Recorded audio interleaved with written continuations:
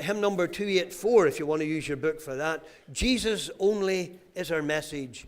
Jesus, all our themes shall be. Yes. Hello, John. How are you? Doing, Dan? Hold on. Yeah. Wee surprise, if I can just have the mic there just for a minute. Everybody down there, they'll be saying, is he doing it tonight again, the same as last Sunday night? Well, I'm not. And it'll probably be a few Sunday nights before I do this again. And Denver hasn't a clue what's going on or what I'm sure you haven't. No. John, I don't like that. No. Surprise. Sure, that's what you want. You want a surprise in church. What's the point in coming to church every night and just going through the same thing and nothing except... Oh, I shouldn't say that. I shouldn't say that. Gretta, come on you up here beside your husband for a minute, please. I'm in charge just at the minute. No, in all seriousness, but no, a serious purpose in it. A wee bit of, maybe a wee bit of change. Maybe Dan, you'll not preach for as long tonight. Maybe not. Some of you's preaching. No. Oh no, that would be a disaster. Everybody, there's still faces down there, and they're worried. They don't know what's happening. No. But I have known Denver and Gretta for, well, I suppose they've gone for 40 years now. I suppose around that, since they first started coming to Ballymena Elim.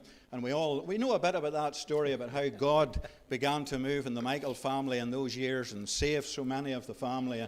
And those were great days in Ballymena Elim. Yeah. We've had great days here now in Cullybackey and all the rest of it. But as I understand it, today is an anniversary, is a milestone for them.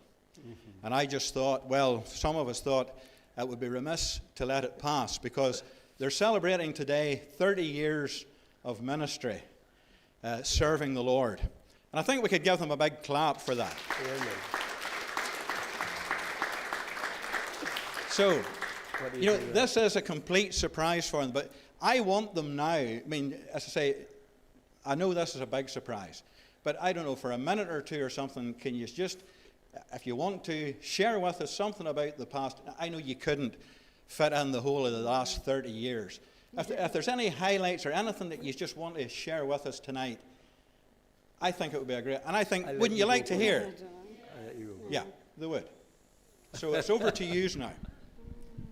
You can take a microphone. All right. I'll sit down. No, you won't. I'll sit down. I don't know.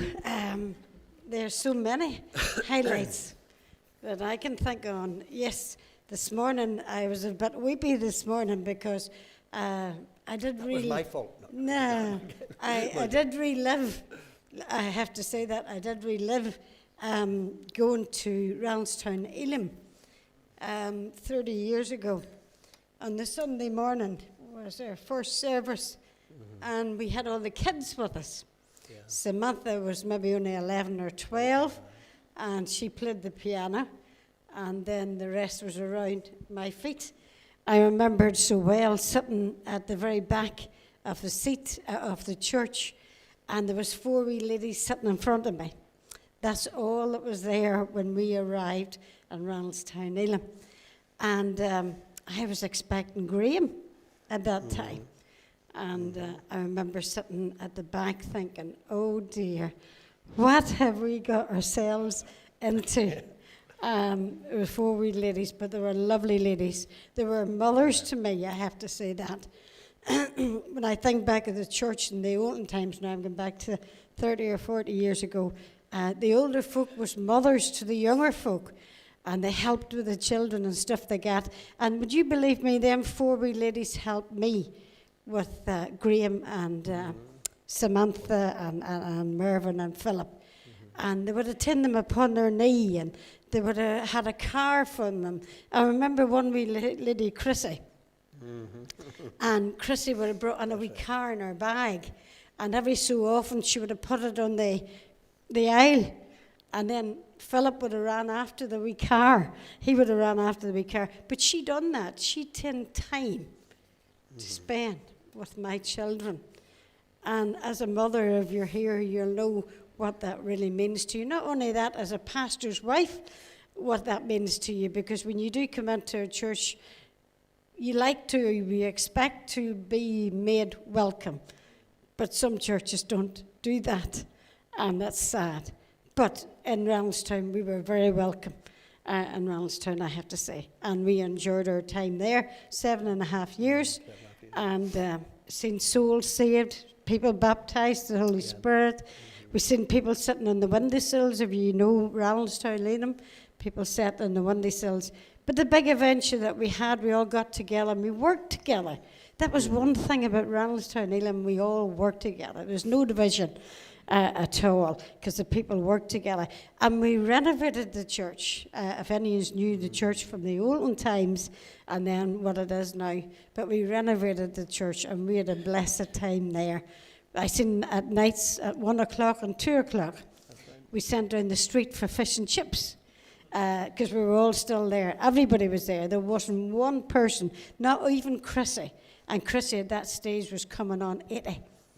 But Chrissy was there in the midst of it all and helping out with making the tea. But there were so many good days that we had there. We cried sore, yes, when we were asked to move to Korean. I have to say, in my experience, because I felt I was losing a family that tin us on, a family who cried with us, prayed with us, and was with us every step of the way and encouraged us every step of the way. And then we went to Korean and we spent 13.5 years. And again, we left it crying because it was a family as well. We left it. But I'll let Denver talk about that. Thank you very much. Thank you very much. You have to know, I have learned in life you have to be very, I'm on here. That's okay, hang you on down. I have learned in life you have to be very careful what you say. How would you put it? I know God listens all the time, but you have to be very careful what you say whenever He's listening. And you're saying, what does He mean by that? We came out, at that time, we came out one Sunday morning out of Elim Church, and we had been in ministry, because we had lived by faith for a number of years and stuff like that. We were involved in the early days of video. Most of you will know that. But we came out of Elim that Sunday morning, and Randallstown was in the verge of being closed down, you see.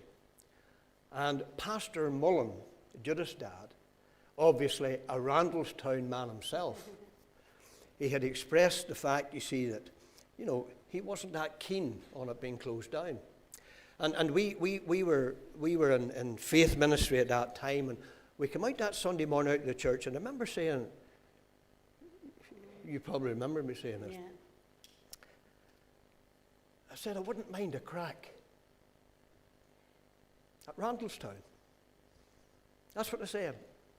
Wouldn't mind getting a crack at Randallstown. I'd preached here and there and done stuff like that, and just, that was what was on my heart. And lo and behold, about a week, maybe a fortnight passed, and Pastor Mullen took me to the side in a meeting, and he said to me, Denver, I wonder, he says, would you go out to Randallstown for 2 months and minister out there? And he said to me, he said, you do the Bible studies. He said, if you want to book somebody in to help you on Sundays or anything like that, book them in, do that, whatever you want to do. But he says, you do the midweek, do the Bible studies and stuff. And we did 2 months, and we ended up 7.5 years there. You have to be very careful, because God hears. He hears what you say. But anyway, we moved to Korean. Korean was a same problem, but on a slightly larger scale.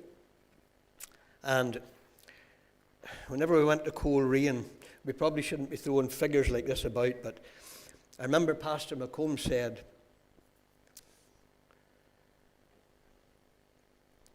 they owe a lot on the mortgage, Denver. This is, you see, they get you in to prep you, see, for where you're going to, And they had offered Korean to us, and we had prayed about it, and we felt, yeah, we would do that. I just felt in Randallstown that, as far as my ministry was concerned, I felt that we had taken the church in Randallstown as far as we could take it. I'd mentioned this to him, and that's the way it works in Elim. And sometimes the church is looking for you, and other times he knows that you're looking for a church, and usually, you know, the superintendent and the executive and so on, they tie things up together. So he had Gretta and I up, Pastor McComb had Gretta and I up, you see, to tell us a wee bit about Coleraine, and he said, Denver, they owe quite a bit of money on a mortgage, you know, and he says they have gone through a spell in the church where they haven't been able to pay the mortgage, and he says all they're actually doing is paying interest to keep the bank happy. And we went there, so we did, and that was paid off just over 2 years, over 50,000. 50,000. God. Yeah. Is that right?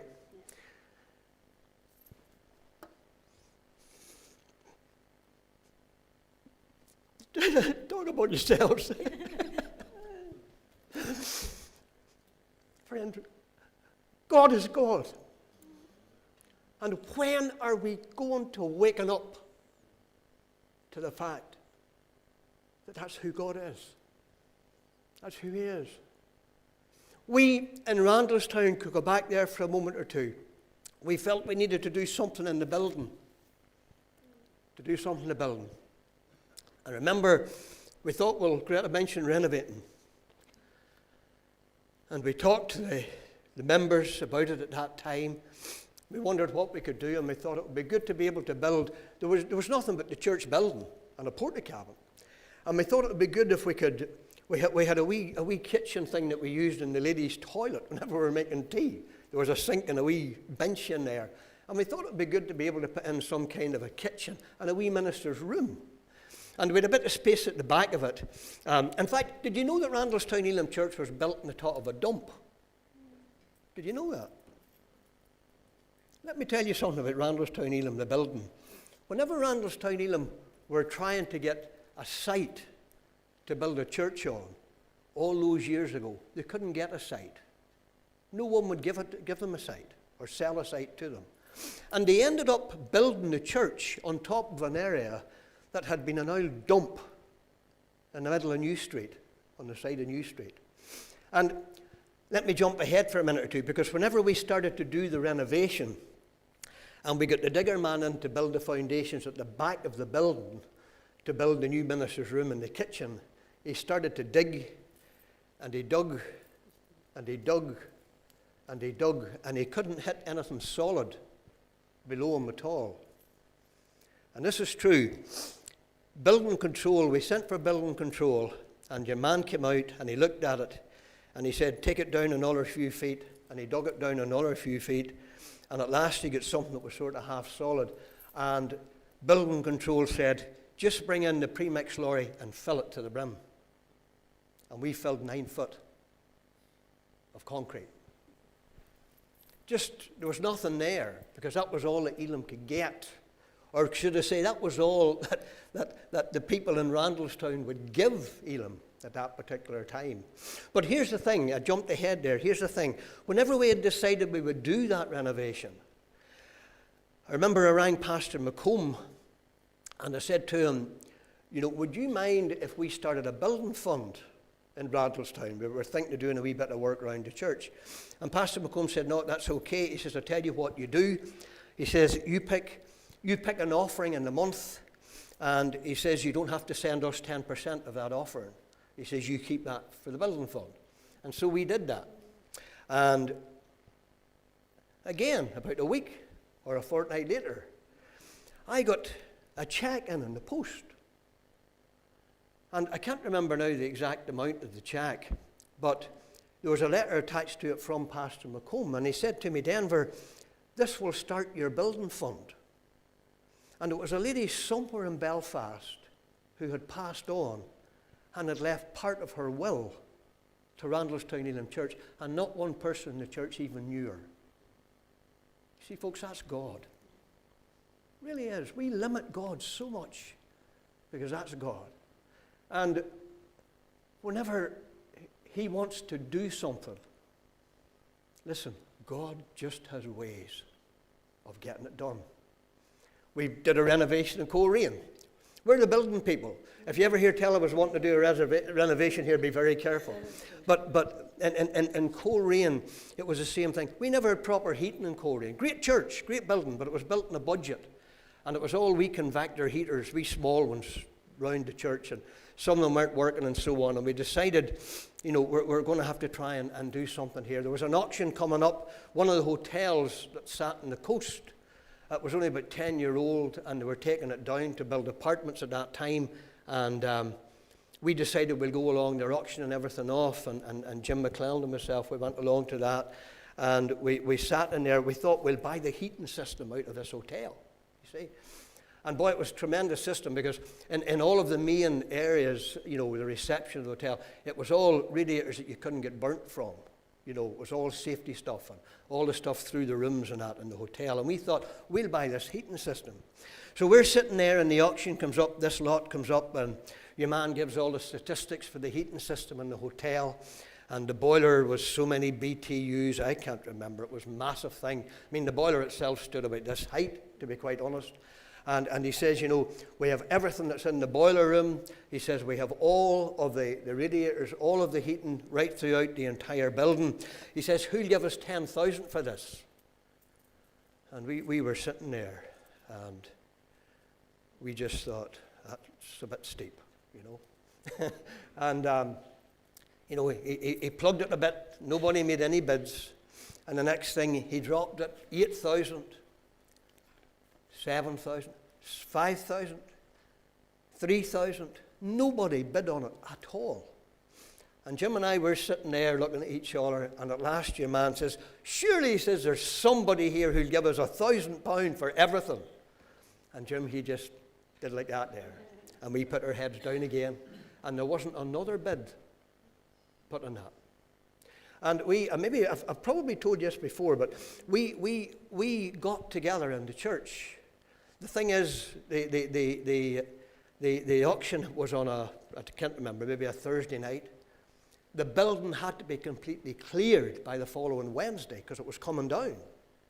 And so we pulled everybody together out of the church, ladies, gentlemen, everybody. And we went down in and we cut out all the copper piping. We took out all of the radiators. We took out the boiler and did all of that stuff. We took everything to do with the central heating system. And there was 3 big copper cylinders for hot water. There was 3 immersion heaters in every one of them that the hotel used as well. That all came as part of it. We bought the whole thing for £1,000.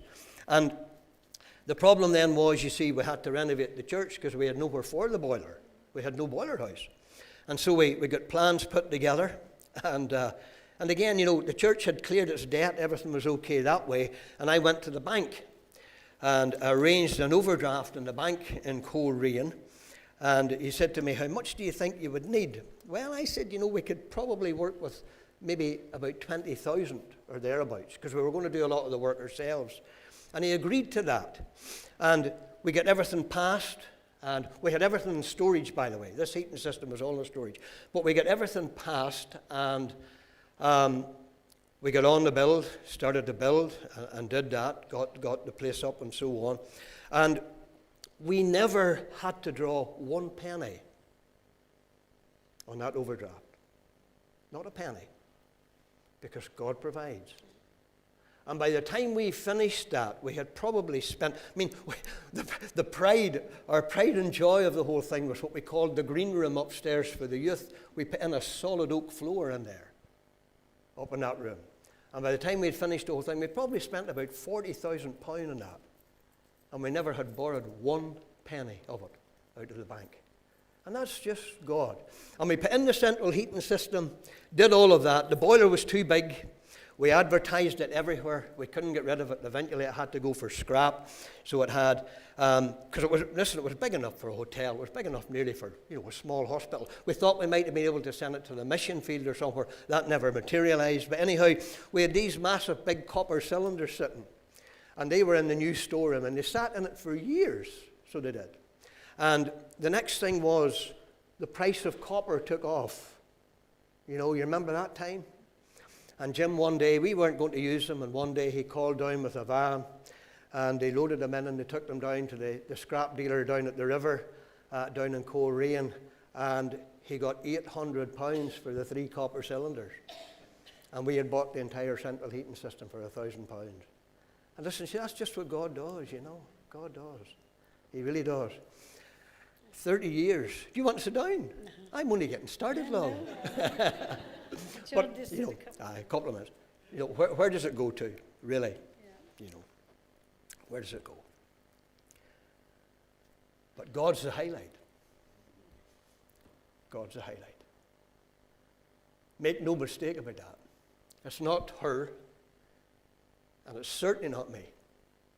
Folks, we have a great God. A great God.